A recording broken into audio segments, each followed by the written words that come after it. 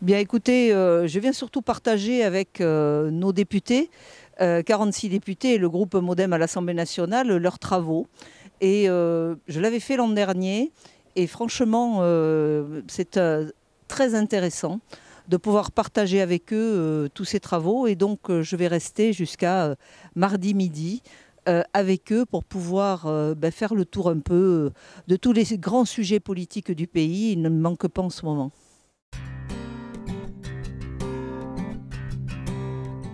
En fait, c'est une rentrée parlementaire. C'est-à-dire qu'à la fin des vacances, ils se retrouvent et eh bien, ils vont parler de ce qui va se passer à la rentrée et de ce qu'ils vont devoir porter à la rentrée. Donc c'est important qu'ils aient des moments dans des cadres différents que les cadres parisiens, qu'ils aient des moments pour se retrouver.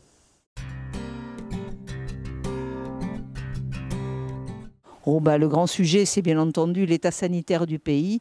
Et le deuxième grand sujet, c'est l'état économique et social du pays, le plan de relance qu'il va falloir d'abord voter pour les députés en cette fin d'année et ensuite mettre en œuvre dès le début de l'année prochaine. Donc tout cela demande vraiment beaucoup d'énergie et je crois que tous sont concentrés sur ces sujets.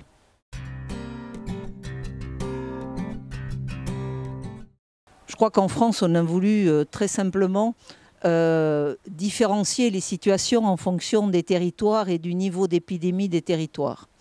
La volonté n'a pas été de dire masque obligatoire pour tout le monde, tout le temps, quel que soit le lieu. Donc voilà, ça fait des différences entre les villes, entre les territoires, quelquefois dans une même ville, entre le centre-ville et les quartiers.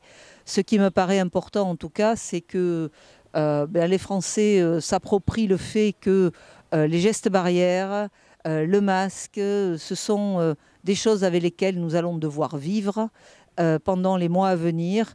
Et donc, voilà, il faut se résoudre à suivre ces consignes avec le plus de sens citoyen et civique possible. Le premier plan, si j'ose m'exprimer ainsi, a été décidé au moment du confinement. C'était un plan de soutien et d'aide aux entreprises.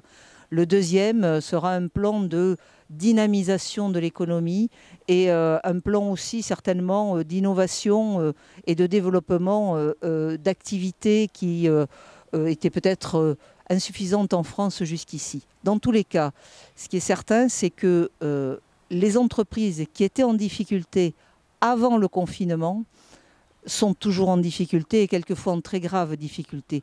Et celles-là, bien entendu, sont très fragiles et peuvent licencier. Deuxième secteur très touché, c'est l'aéronautique, vous le savez, puisque c'est prégnant notamment dans la région de Toulouse, voire de Bordeaux. Tous les sous-traitants sont en grosse difficulté.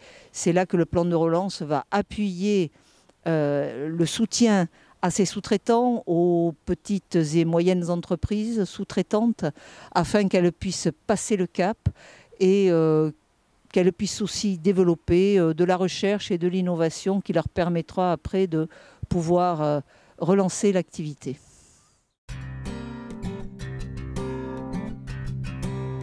J'étais hier à Mont-de-Marsan où je suis allée faire un tour au forum des associations culturelles. Bien sûr, toutes ces associations sont inquiètes. Leurs activités sont mises en sommeil pour certaines ou sont peu importantes pour d'autres. Elles ont des problèmes très simples. Par exemple, la danse, comment faire pour ouvrir une salle municipale pour pouvoir faire l'activité. Donc je sens de l'impatience. Ce que je leur ai dit, c'est qu'il faut avoir un peu de patience. Il faut essayer de trouver des moyens alternatifs quand c'est possible, des pratiques différentes quand c'est possible, et c'est possible pour certains. Et en tout cas, il faut que nous soyons au soutien, que toutes les collectivités et l'État soient au soutien de ces associations, parce que ces associations, c'est le cœur de notre société, et elles souffrent actuellement, mais nous allons, j'espère, pouvoir les soutenir pour qu'elles puissent repartir du bon pied dès que ce sera terminé. Le sport, c'est plus compliqué. Le sport amateur, le sport professionnel, on voit que des matchs sont décalés. Le sport amateur aussi va connaître certainement des périodes en dents de scie. Mais dans tous les cas, il faut garder le moral, il faut s'entraîner, il faut pratiquer quand on peut pratiquer, et puis ne pas se désoler. C'est une mauvaise période à passer. Elle est mauvaise pour tout le monde. Je crois qu'il faut garder le moral, l'optimisme, et puis chercher à se projeter dans une année ou 2 années où tout cela sera, j'espère, derrière nous.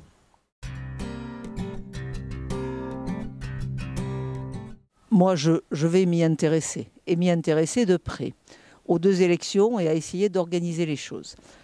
Moi, vous voyez, à l'heure actuelle, ce qui me préoccupe dans les Landes, eh bien, c'est l'état sanitaire des Landes. Ce qui me préoccupe, c'est l'activité de l'économie landaise. Ce qui me préoccupe, c'est comment les Landes vont-elles pouvoir tirer leur épingle du jeu dans ce plan de relance, avec quel projet. Et je crois que c'est ça qui est important à l'heure actuelle. Donc moi, je suis prête à construire un projet avec tous ceux qui le souhaiteront, et il faut qu'il soit le plus nombreux possible. Parce que nous avons plus que de division, nous avons besoin d'union, et nous avons besoin de nous rassembler dans cette période de crise particulièrement importante.